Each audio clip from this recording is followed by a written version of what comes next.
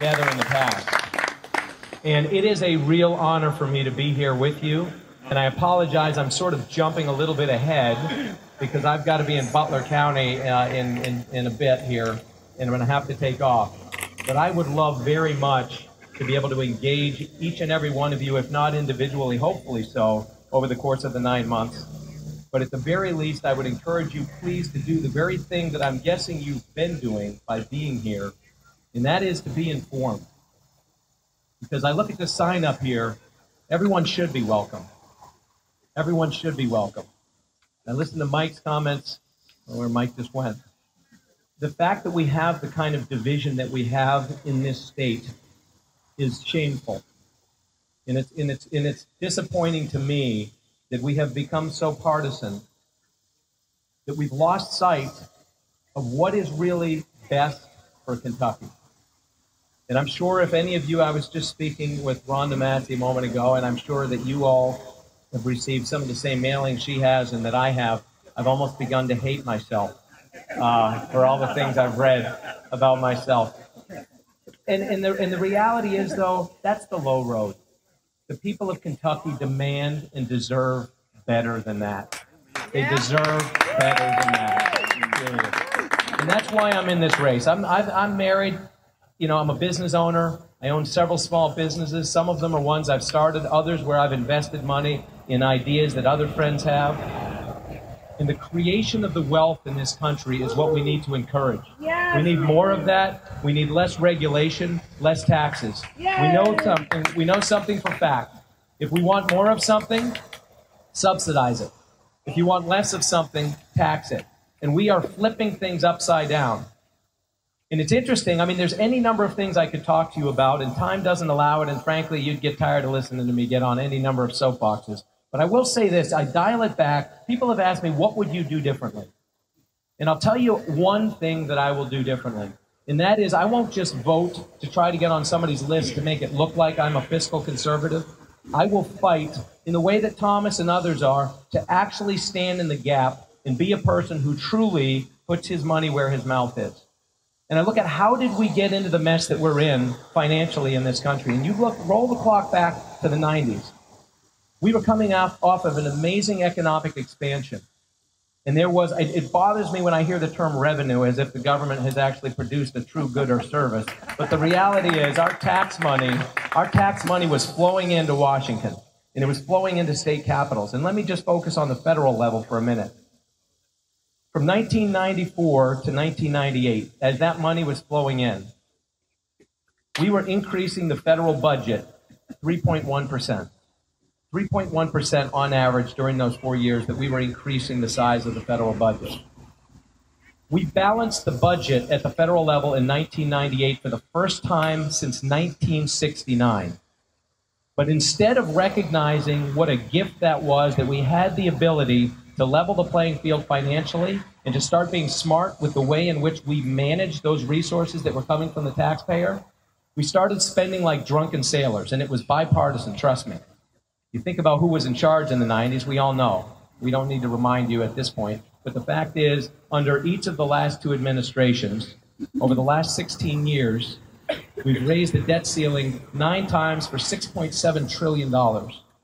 And interestingly, between 1998, when we balanced the budget, and 2002, we actually increased the spending on average was 5% more per year. And magically, the balanced budget disappeared.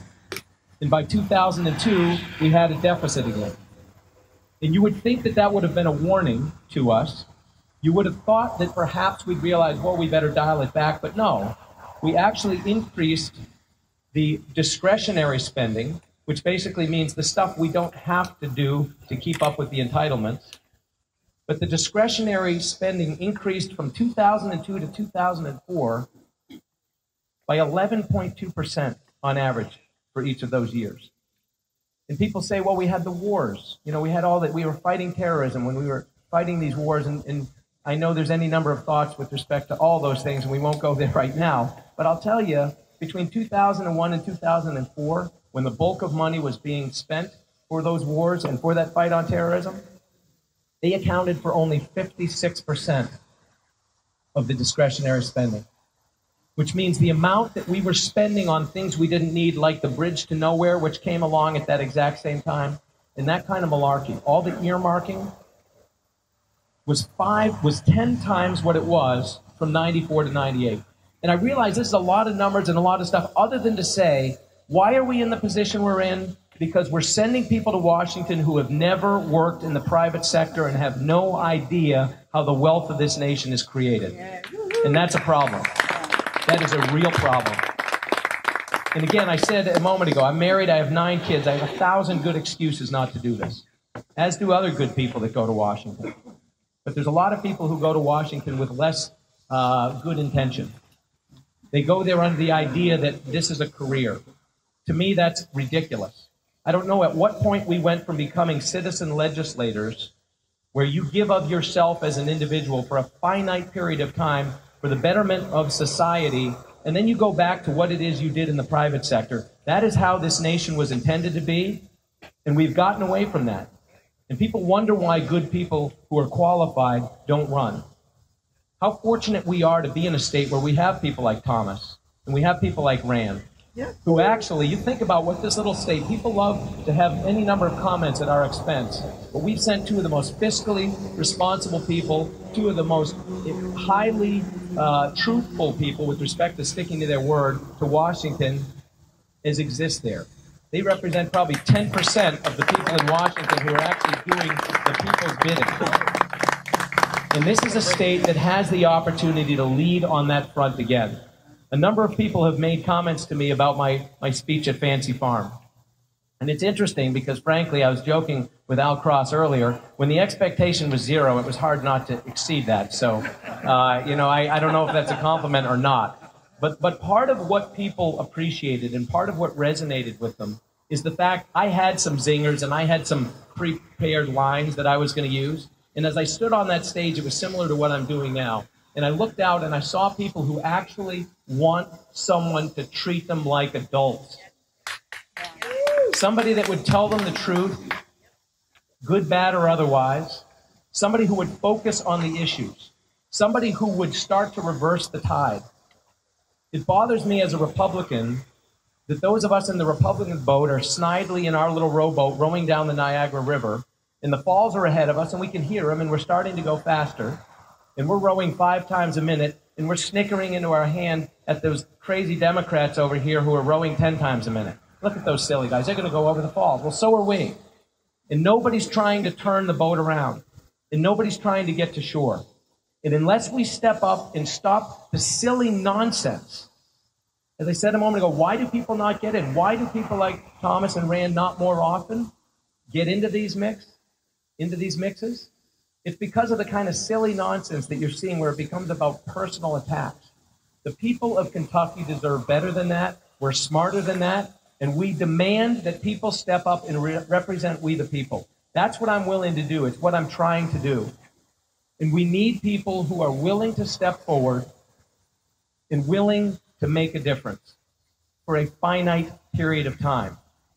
This should not be a career for anyone. I would love to sit here and take questions. Time doesn't allow that. Here's what I would ask you to do. Please, over the course of the next 9 months, I've had some fascinating conversations with people who are big supporters of my opponent. And they're supporters for a couple of reasons. The primary reason I hear is they support him because we need his power and influence. He's been there so long, we need that power and influence. It's good for Kentucky. And yet not one of these people has ever been able to tell me one example of how that power and influence has actually benefited Kentucky in the last 6, 10, 20 years. Since earmarking ended, we can't even bring home cookies that we're not paying for anymore, and that's frankly a good thing. But until we start to change the people that we send to Washington at every level, we're going to keep getting the same results. We need better than that. So what I would ask you to do, my website is just my name, mattbevin.com, mattbevin.com. Take a look at that, see where I stand on the issues. I know that even in this group, there are people that are supporters of my opponent and some who would support me, and there's quite a number who don't know me from a hole in the ground. I understand that. I'm just asking you to please look under the hood, make an informed decision, reach out to me. You can contact me through that website. I want to earn your vote. I don't demand it. I don't expect it. I don't have that ability. But I'm asking you, and I'm thinking you're the type of people who will do it, to be informed. Take the time to make an informed decision, because we owe it to the future generations who we are saddling with debt, the likes of which they will not be able to pay unless we start to take some drastic turns.